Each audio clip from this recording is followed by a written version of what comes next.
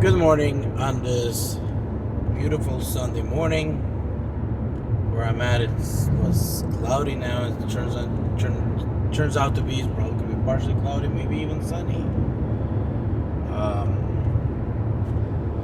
want to actually kind of give an update on how things were going on the DoorDash. Something that Pedro DoorDash San Diego said about running 3 apps, and I actually tested out yesterday.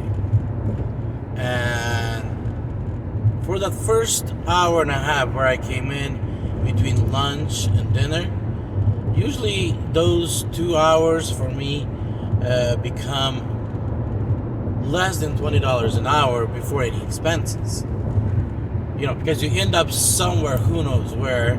Then you have to come back and drive back into the area that you want to dash in, and you end up having swallow that 20 minutes, 15 minutes, 30 minutes of that time coming back.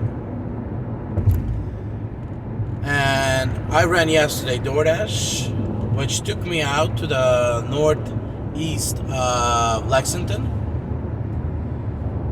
While I was finishing the DoorDash, Uber Eats came in, and I guess on Uber Eats, anywhere you touch on the screen, it accepts the order. Didn't give me a map or anything where it's going, and I didn't like that. I hated that because I had no clue where it's going. And it took me actually to northern eastern side of Lexington. I hope I would have never taken that order. Looks like half of the town concealed carry. It's just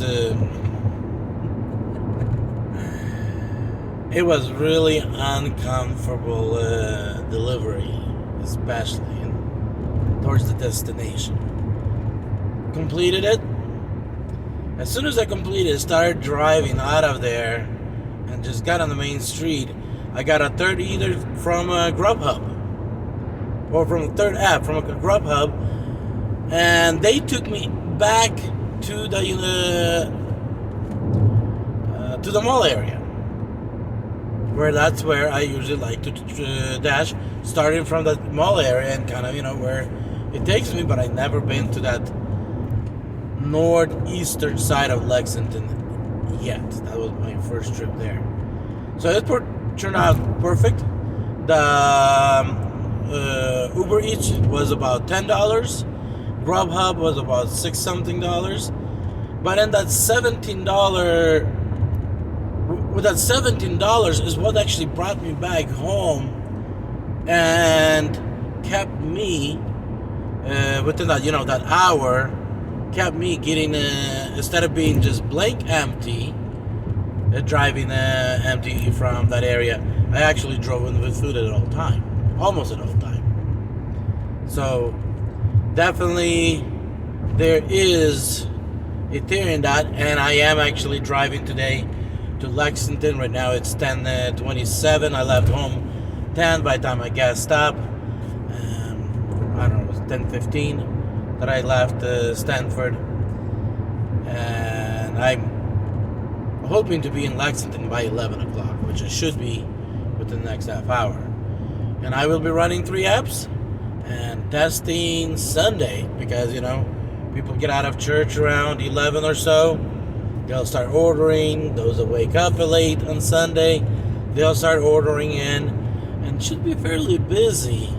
But I'm kind of wondering if 3 apps will solve the problem that I have during non-busy times. Can I be more busier? Can I keep on having food in my car at all times during the non-busy times? That's all I'm looking to fill that gap. So because if I can keep on doing $20 an hour and run for 8-10 hours, 2 hours forth and back, that's 12 hours, make $200 a day. That would be ideal for me. I probably can cut down to probably 7 hours, bring in 150 or so, 2-hour trip, that's 9 hours, and then have some time for YouTube, to work on YouTube and go from there. So that's the update on the 3-app thing. I am seriously considering, or I would say 95% I've made up my mind to proceed with the app. Have plans put together. I am looking for a name that would be something around equilibrium, harmony, something where, would actually tell clients that this side of the river, we're focusing on the balance, on the harmony side, where food is blessed, where food is loved as it prepared, where food is priced right. We're not charging unclear, ununderstandable fees. The drivers are getting paid fair. The price is fair to the customer. The price is reasonably priced by restaurants. And restaurants run the whole show. Drivers run the deliveries. So around that area that I'm kind of looking towards, I am excited. I'll be honest, there is a lot of work, a lot of things that needs to be put together. We'll need to put together a group of drivers that we can actually go forth and back on ideas. I will need those group of drivers will be also the sales reps. They got a first chance on being the sales reps in their areas, bringing in restaurants, and there'll be commissions on bringing those restaurants in.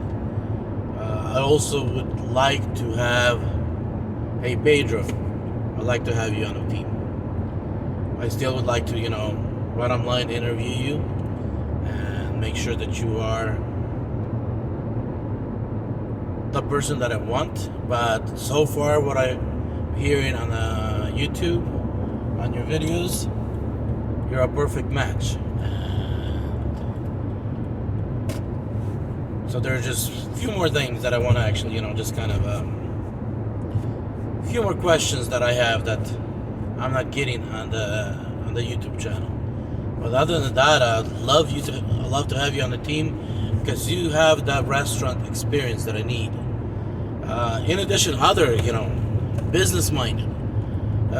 With a lot of partners in my past, especially my last business partner, for the Crystal Solutions of Florida, the guy that couldn't get his business out of the garage, he refused to learn the proper ways of running the business. Whenever I would say, hey, listen to this, take some, classes, watch this video, watch this CEO course, so you can be successful leader, successful person in business. And his always response was very simple: that's what I have you for. So it's very important to actually have partners in a business that are on the same level, that do understand the business world. Because then you don't need to sell them. All you need to do is just show them a different point of view, and they're there or they're not. But when you have somebody that's not at a business level and you're trying to present them something, you're not just trying to, right now at this point, show them a different point of view, but at the same time you're trying to convince them, you're trying to sell them that that is the right thing. And at the end of the day, instead of is being, fair, equal decision made. It feels like I'm the one that got him across the finish line, so we can move on to the next step. So we can do this. And then when you ask him why we're doing it, the other guy that you just sold him, he has no clue. Why are we doing this? You said it's a good thing. It's the right decision. It has something to do with something. Yeah, so guys out there, when you guys are trying to go into business and trying to bring partners in, make sure you bring the right partners in. The partners that actually understand the business world, understand the business arena of the of your business. So yes, definitely make those decisions, as well as those that are actually being approached. Make sure those that are approaching you, they actually even understand what they're doing. Make sure that they understand the business world. Or say, hey, I would love to be on your team, but we need a 3 months timeout, because you need to bring your business skills to the level at which I'm willing to then participate. Don't jump in hoping that it's going to be successful, because success is not just to be the perfect at the perfect time and the perfect opportunity. It's also having the right people on the team. Having the people that actually understands the industry, understands the business you're trying to do, and actually have the right mentality and the right understanding of the business world. Which is not easy sometime out there in the world to find. So Pedro, DOORDASH San Diego, I got my eye on you. Even if you tell me no, at least give me a chance to talk to you.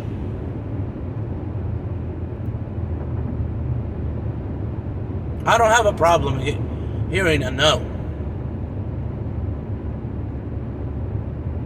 Because what I'm having a problem is failing to reach out to the person to get that actually could be one of the best assets on the team.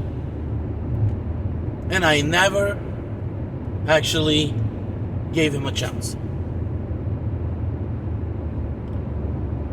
Guys, this can be great, even if the big giants wake up and they start fixing their attitude. Like, example, look at the Tesla. Tesla, if we went back at the stage that right now we are talking about, launching an app, if we went back into the stage when Elon Musk started thinking about Tesla, hey, we had the General Motors, we had Toyota, we had other car makes out there.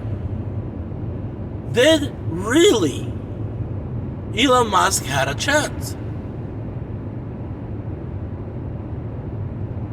Look at some of the manufacturers. They had their electric cars in early 2000s, late 90s. They pulled them off the streets. Elon Musk came in, reshaped the auto industry. Right now, look, everybody's running to have an electric car. It's becoming the battle out in the car industry. Who can have the best electric car with a maximum amount of mileage per charge?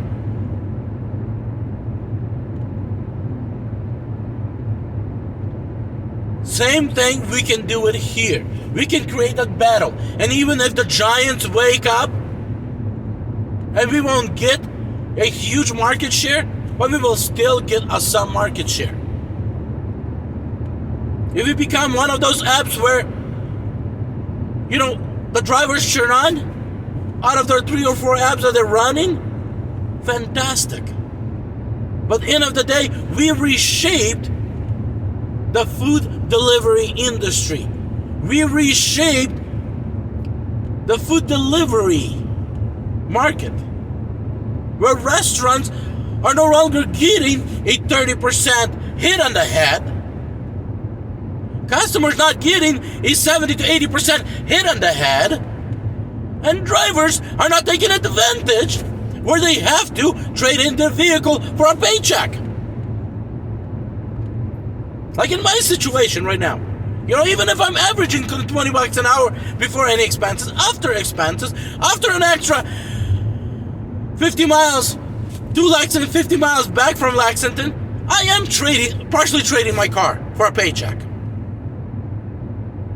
That should not be the right way. That should not be the way that this world churns. We can either let them incorporate this world, or we can try to get in the corporation world and run it the way we want the world to run, where still people are in control.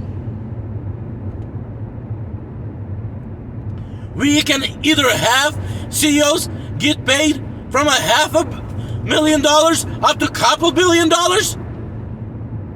or we can create companies where CEOs get paid a fair amount, but nowhere close to $500,000.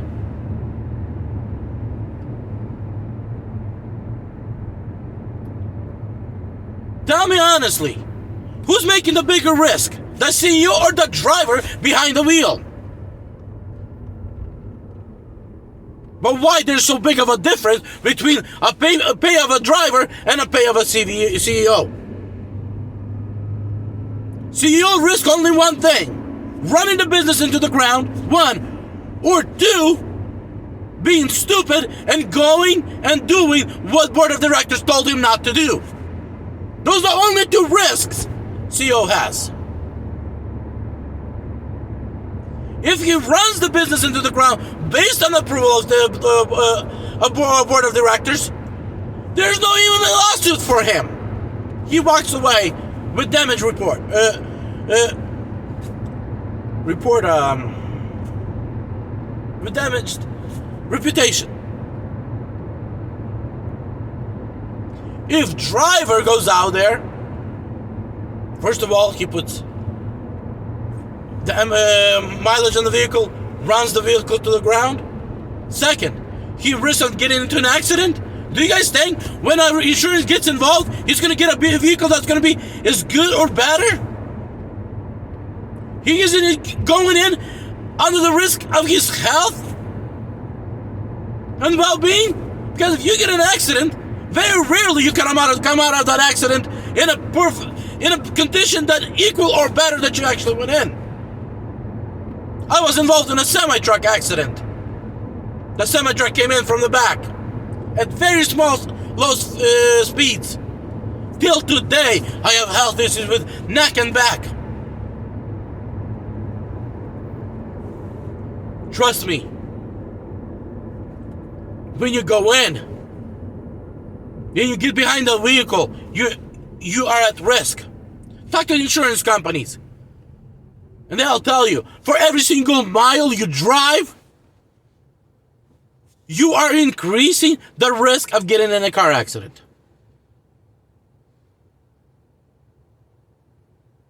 So what I'm telling you, the drivers has a lot more risk. Now, let's say driver gets sick, or gets in an accident, or whatever. Where are his paychecks coming in?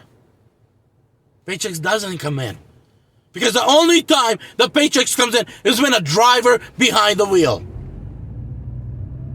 And when something happens that the driver cannot get behind the wheel, no income, no paycheck. Even if insurance kicks in and decides to pay 6 months down the road, a year, 2 years down the road, but you have to live until you are able to get back to driving before that insurance even kick in.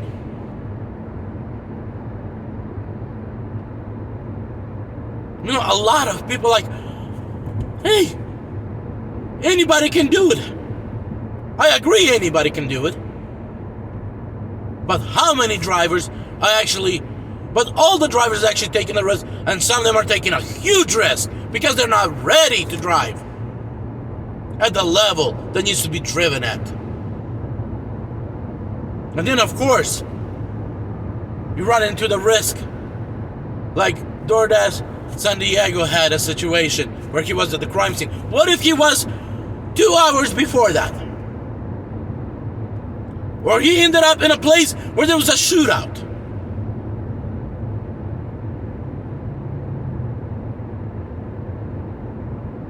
Guys,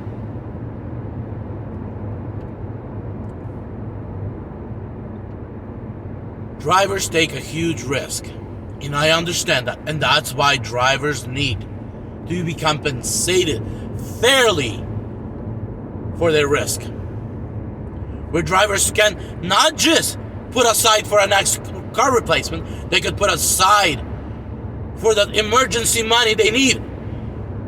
I would like to know how many drivers are there actually having an emergency fund, where they're constantly tipping into that emergency fund. When they get sick and they cannot drive, that they actually tap into. Or any other reason where they're not gonna drive, they can tip into. How many drivers out there having that emergency fund?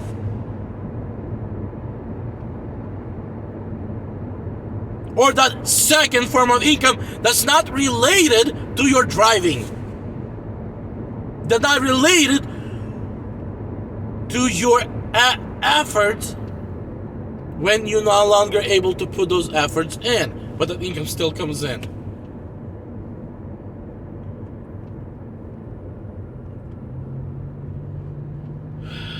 Yeah, it's gonna take a while for me to upload this video because we're already 21 minutes. And there's a lot of information and knowledge on this video. Guys, I'll tell you again, I am excited. There's a lot of work ahead.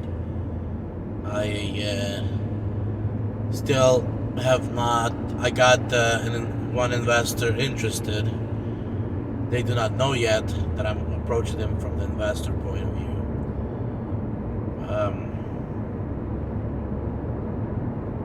I'll tell you guys one thing. I'm pretty sure money will come together, everything will come together. And at the end of the day, we'll have a nice app.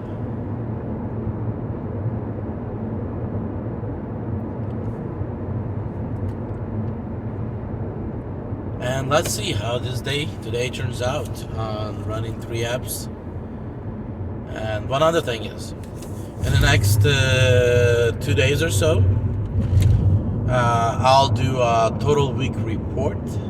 I'll only show deliveries that had hidden tip, and I also will share with you guys my cheat sheet,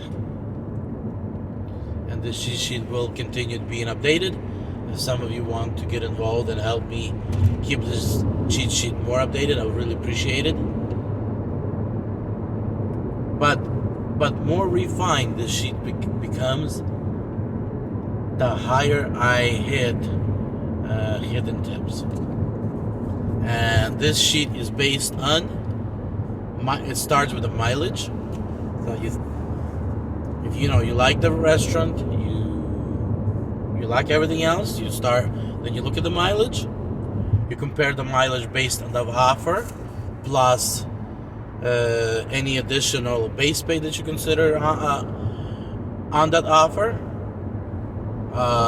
You also subtract from there peak pay, and then you compare to the sheet, and if the price is added or close or higher, then you know for sure that there possibly is a hidden tip.